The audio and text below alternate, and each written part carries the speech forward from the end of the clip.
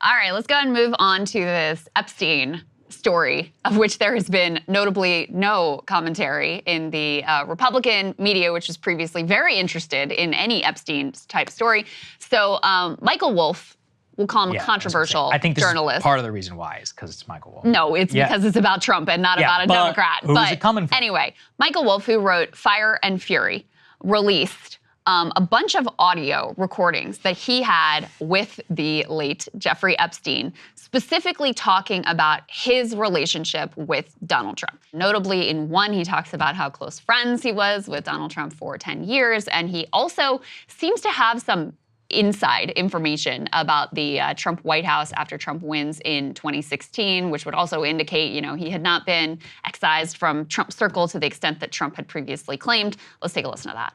So how do you know this? That was close to straight. I think we have a snippet from one of the conversations that I recorded with Epstein, and I think this was in a restaurant in 2017. His people fight each other. Right. And then have outsiders.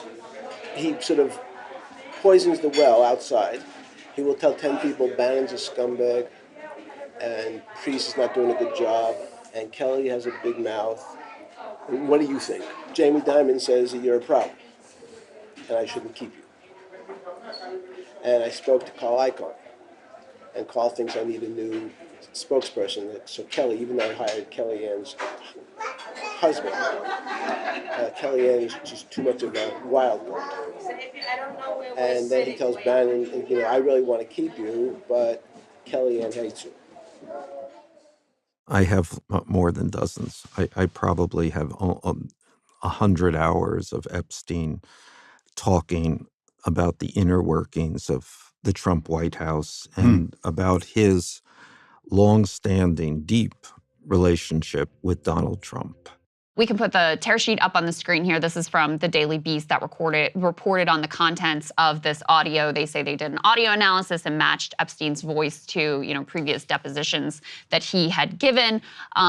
In addition to the comments we played, he also claimed lots of intimate knowledge of Trump's sexual preferences, including liking to cuck other married men, claimed that he had sex with Melania for the first time on the Lolita Express. Make of it whatever you will. I'll just say that, if this was about any Democrat, if it was about Bill Clinton, Joe Biden, whoever, you would endlessly hear about it from Republicans. And, Jeffrey Epstein, the king of global elite pedophilia, having a close relationship with Donald Trump, which again, some of this is already in the public, and they just completely ignore it, it says a lot about their consistency and their principle when it comes to this and literally anything else. I get, yeah, obviously. I don't know. It's just one of those you're telling me that people who are obsessed with pedophilia on the internet are weird, partisan, and don't have consistent standards. Yeah, I don't know what else to say. Definitely true.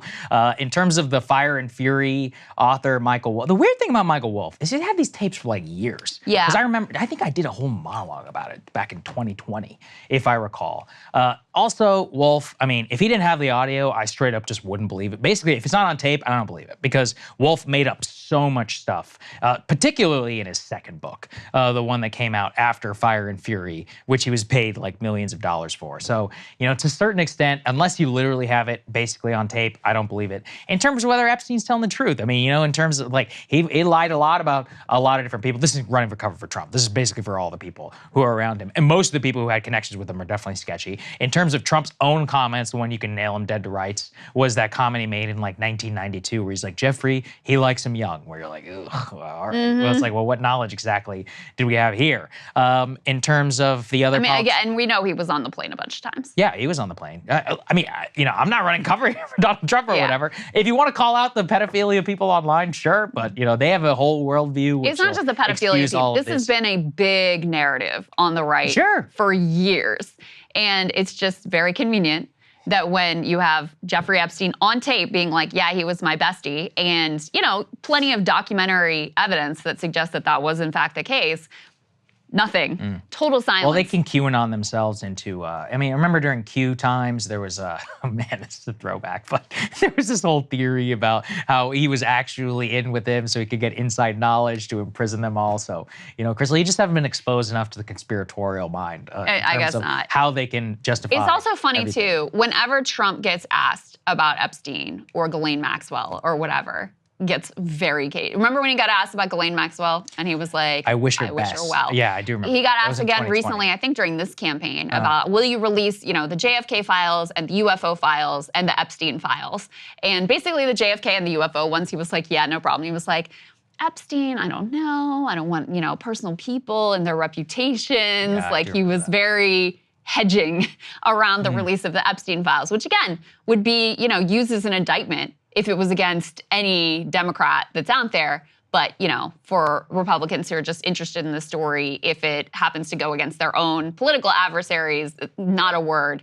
They're busy running with the, like, you know, the Diddy list now Yes, of course. with regards to Democrats. So, you know, they've shifted their attention, also ignoring, you know, plenty of photos out there too of Donald Trump picture with One of my Diddy as great well. life regrets is I sat next to Alex Acosta on a plane, and I did not accost him about the Epstein stuff. It was late. We were coming from Miami. It was like a midnight flight, but Remind people who he was the Secretary of Labor under Donald Trump. He was the prosecutor who gave Epstein the sweetheart deal in that cut Florida. him loose in Florida and allowed him to go to the Palm Beach County Jail and continue to victimize people. But I still am angry at myself for not having the courage to cause a scene on the plane and stick a camera in his face and be like, "Why did you do it, Mr. Acosta?" But you know, and I was the only person who obviously even knew who he was. Well, the funny thing, but there you go. Hey, if you like that video, hit the like button or leave a comment below. It really helps get the show to more people. And if you'd like to get the full show ad-free and in your inbox every morning, you can sign up at breakingpoints.com. That's right. Get the full show, help support the future of independent media at breakingpoints.com.